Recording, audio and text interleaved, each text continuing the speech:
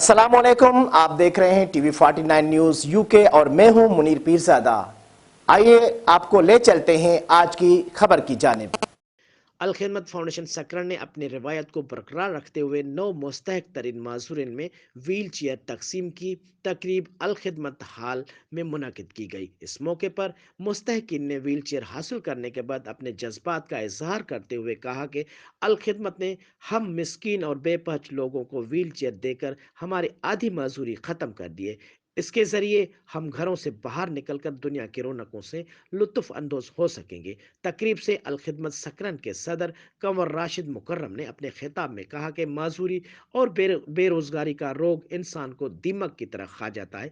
अलखिदमत ने अहल खैर के ताउन से लोगों की माजूरी और कमज़ोर रोज़गार की तकलीफ को कम करने की मनसूबा बंदी करके काम का आगाज़ कर दिया है। जल्द छोटे रोज़गार को बेहतर करने के लिए बिलासूद आसान कर्जे के इजरा का भी आगाज़ कर दिया जाएगा।